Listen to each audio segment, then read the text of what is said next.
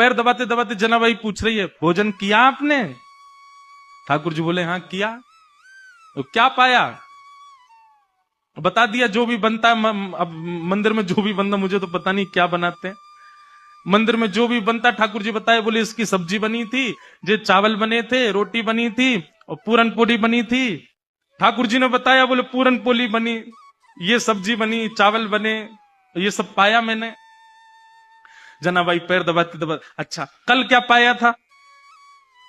ठाकुर जी बोले यही पाया था।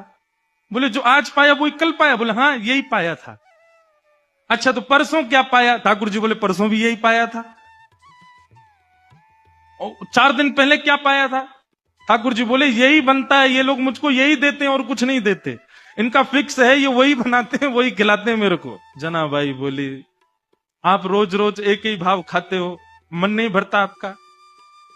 ठाकुर जी बोले भरता तो है, पर ठीक है कोई बात नहीं, भाव से बनाते हैं तो पाता हूं। जनाबाई बोली मैं कुछ नया बना के पवाऊं तो? ठाकुर जी बोले तुम बनाओगी? बोले अभी बना के लाऊं, आप बस बैठो मैं लेके आती हूं।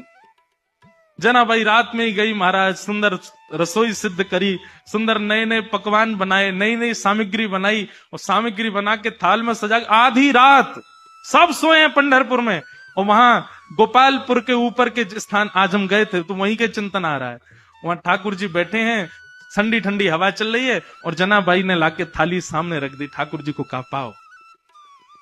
ठाकुर जी पा रहे हैं प्रेम से, और बड़ा सिर हिला हिला करके चटकारे मार मार करके पा रहे हैं। बोले आहा आज तो नया नया भोजन मिला है। हाँ जनाबाई तेने तो आज आनंद कर दिया, इतना सुंदर भोजन बनाया। बीच बीच में ठाकुर जी इतनी जल्दी खाते हैं कि अपने वस्त्रों पर गिरा देते हैं। तो जनाबाई कहती है अरे आराम से खाओ, कहां जाना है? बोले तुमको क्या पता, अभी 3:30 बजे मंगला आरती होनी है, मुझे पहुंचना है अभी वहां पर। ठाकुर जी प्रेम से पा रहे हैं। बीच बीच में जनाबाई का इच्छा होती, मन होती है कि मैं खिला दूं एक ग्रास, लेकिन अभी भय लग रहा है मन में कि कहीं मैंने कहीं हाथ बढ़ा दिया तो कहीं ठाकुर जी नाराज तो नहीं हो जाएंगे। ठाकुर जी ने प्रसाद पाया, बोले जनाबाई कल फिर आऊंगा, बढ़िया बना के रखना कुछ अच्छा, फिर पाऊंगा कल, अभी जाता हूं, हाँ मंगला की समय हो गई। ठाकुर जी दौड़े आए सीधे, महाराज घंटे घड़ियाल बजने लगे और मंगला आरती शुरू। 3:30-4 बजे से ठाकुर जी का अभिषेक होने लगा। 1 दिन 2 दिन 3 दिन 4 दिन 5 दिन बीत गए। रोज ठाकुर जी रात में चले जाते हैं और प्रसाद पाके आते हैं।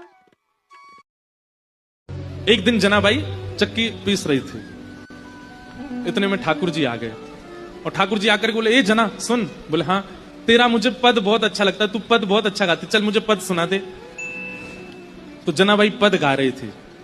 जनाबाई ऐसे चक्की चला रही है और पद गा रही है, और ठाकुर जी ऐसे हाथ की टेक लगा करके बढ़िया प्रेम से सुन रहे थे जनाबाई को। धीरे से बीच में ठाकुर जी उठे, बोले ये चक्की पीसना बंद कर, इसकी घर घर आवाज आ रही है ना, तो मुझे तेरे स्वर सुनाई नहीं दे रहे, इसको मत पीसे।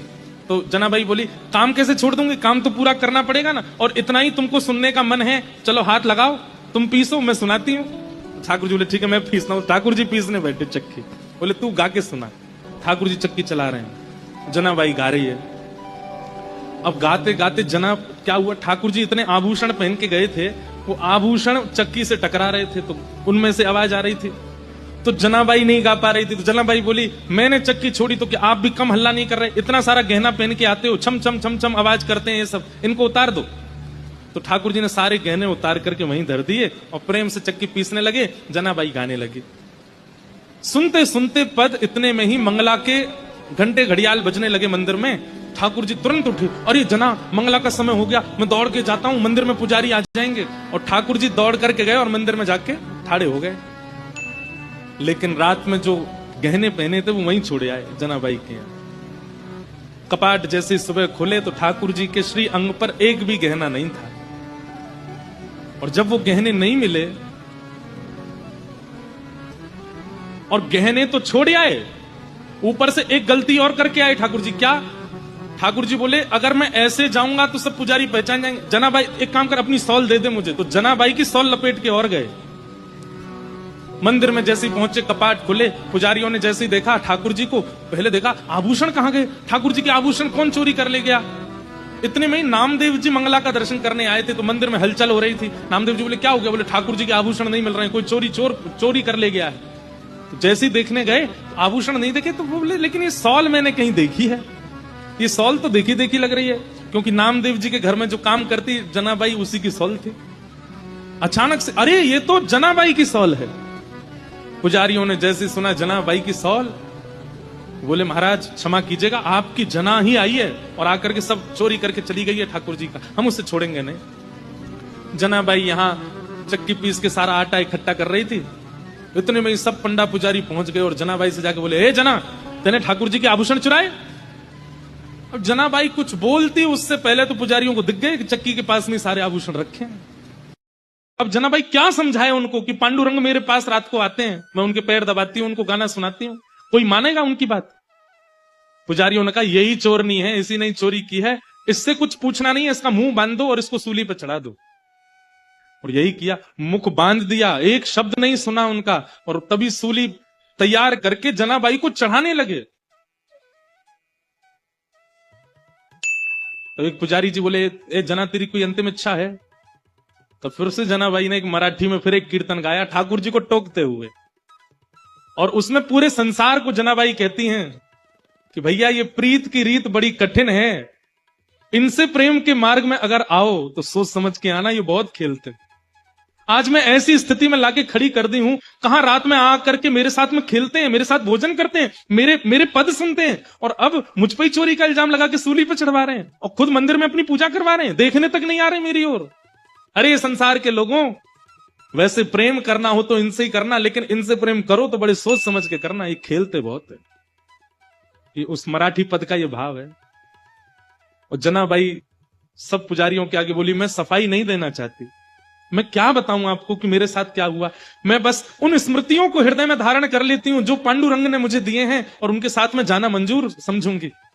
और सूली पर चढ़ा दिया। जैसे ही सूली उनके गले में लटकाई और पीछे से उसको कस करके बस खींचने ही वाले थे, इतने में ही पांडुरंग भगवान क्रोधित हो गए, और जो सूली का जो फंदा था वो तुरंत रस्सी से जल बन गया, पानी बन गया, और पानी बनकर के अदृश्य हो गया। जैसे ही अदृश्य हुआ, श्री नामदेव जी महाराज तुरंत पहुंचे। उन्होंने जाकर के सब पुजारियों से कहा, बोले पांडुरंग भगवान बड़े क्रोध में हैं, मंदिर में भी बड़े क्रोध में दिखाई दे रहे हैं, वे जनाबाई को ये दंड नहीं दिलवाना चाहते, निश्चित ही कोई अंतरंग लीला है। अरे इतने घेराबंदी में ठाकुर जी रहते हैं, ये छोटी सी लाली कैसे चली जाएगी अंदर, तुमने सोचा?